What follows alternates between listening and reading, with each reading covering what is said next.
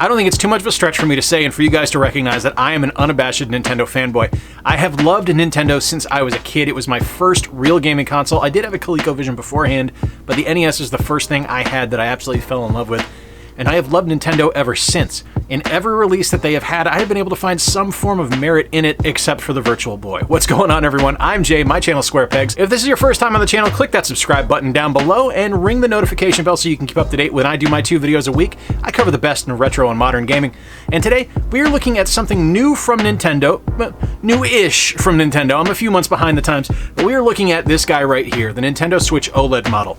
My wife got me this for Christmas. I hadn't actually picked one up for myself because I'm going to be honest with you, I didn't really see the point of it. It wasn't something that I thought was necessary. I thought it was kind of a superfluous advancement in the hardware. It didn't really add anything to the conversation that made it compelling to me. It didn't make me want to go out and buy it. And that's kind of hard for me to say because I have wanted pretty much every other piece of Nintendo hardware that's been released. I owned the Wedge 2DS when it first released. I wanted a Game Boy Micro.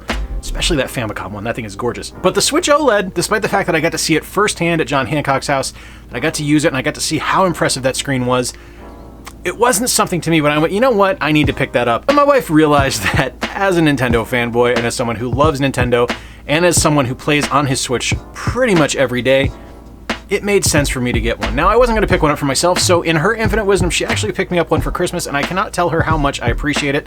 And today, I want to talk to you. I've had it now for about 3 weeks, and I want to give you kind of my first impressions, my pros and cons, the things that I really like, and the things that I just kind of go, that kind of sucks on it. So let's dive in, take a deeper look at this guy, the Nintendo Switch OLED. I think the first thing we need to point out that's actually really beneficial about this system is the screen, obviously. Having an OLED screen is such a massive improvement over the previous generation of Switch, and this is something that I did not expect to enjoy as much as I do. Colors are richer, they pop more, they're more vibrant, they're definitely more alive, and I think that's something that, as much as I love my Switch and as much as I play on it constantly, it was something that I think was missing from the equation. It did kind of have muddy colors on the screen.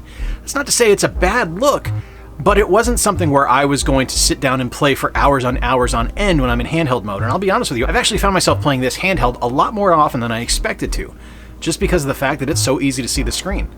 Another advantage this thing has is it's not going to get washed out in bright lights. We actually took this on a road trip today, and it has been snowing like mad here, so everything is just stark white and super bright out right now in the sun, and this worked great. I was able to see things perfectly in the car. I didn't have any kind of, didn't have to like reposition or anything like this as I'm riding passenger seat to try and figure out where I need to sit to be able to see the screen. It just worked. Now, that's not to say that everything is great about it. There are definitely some things I don't like. Like, I really wanted a Joy-Con redesign, and I know that's asking a lot. That's asking for a complete and total revision to the system that Nintendo isn't willing to do, but still, I did want that, and it was something I was hoping was going to be in the cards, but so far, my white Joy-Cons are working fine, and I have been using it everyday handheld mode, and I haven't experienced any drift yet, so fingers crossed that has been addressed. One of the issues I have experienced, and this is actually something I've talked to some other people about and they've experienced as well, is the Wi-Fi connection on this seems a little flighty. And I know with the dock you do have the wired Ethernet connection, and that's fantastic, and honestly, let's be serious here, that should have been in there for version 1 of the system, but it wasn't included in the original dock. We were relying on a Wi-Fi connection, and my old Switch actually got a better signal to it than this one does. Like, I play regularly upstairs in my bedroom. That's where I play. That's where I play most often. And my wireless router is down here in the basement. And for some reason on this new Switch, I get a significantly worse connection. My download times are through the roof on this thing. It is not fast in the slightest if I'm upstairs. If I'm downstairs, it's fine, but if I'm upstairs, it just drags. I actually had to get a signal repeater upstairs to actually be able to use this to have some kind of efficiency downloading games online. But back to the good real quick. One of the things I appreciate about the system is the increased onboard system memory. Now, it's not enough. It's decidedly not enough. It's way too low. This should be at least 256 gigabytes on board, but I will give Nintendo at least a kernel of credit here for doubling the storage size from 32 to 64 gigabytes. That's significantly better. It does give you more room to have more games on your hard drive to be able to play it in flash memory rather than having to take up space on your SD card. Now, it's not enough. Like I said, this should be at least 256 gigabytes. I mean, when phones are coming at their base 256 gigabytes, that's what this should have as well now.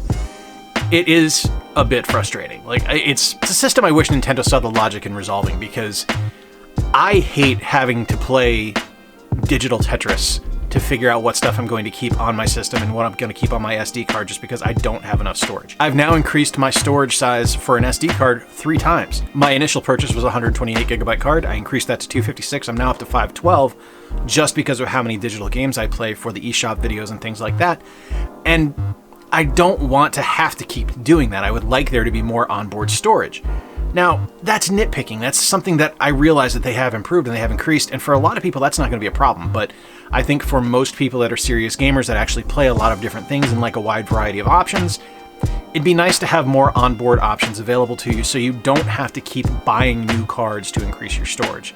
It's a frustration. It's something that can be solved by the user, but it's still something I would like to see improved. And while I haven't used it much yet, actually I haven't used it at all yet, one of the things I really like is the new and improved kickstand. I really like how large it is. I think the old kickstand on the original Switch is laughable at best.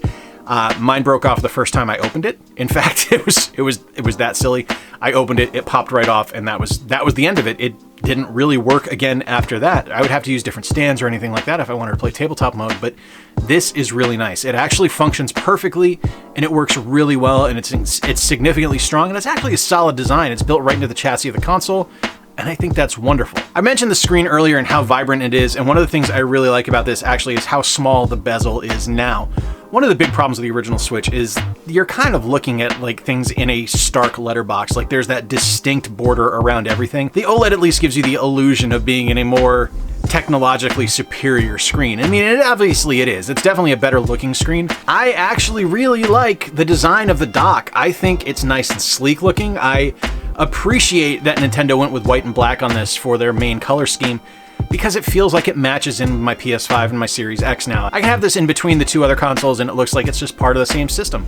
It looks like everything just kind of flows together. But as much as I like the design and the appearance of the dock, one of the things I really hate is this flap. It just lifts right out. It feels cheap. For something that my wife spent so much money on, I don't want to be able to open this and just have it fall off, and it just lifts right out. It just feels cheap. This feels like it was an afterthought. Like this was the last second design change to the back of the dock, and it just got thrown in, and they didn't really plan on having any kind of hinges for the back of it. It just pops off. If you notice in here, you can actually see the different ports in here. We have the Ethernet port, the HDMI, and the USB-C port for power, and that's great. I think it works really well. I think it looks really nice. I actually like kind of the rainbow design on the back. I think it works better than just the notched system that was in the old dock.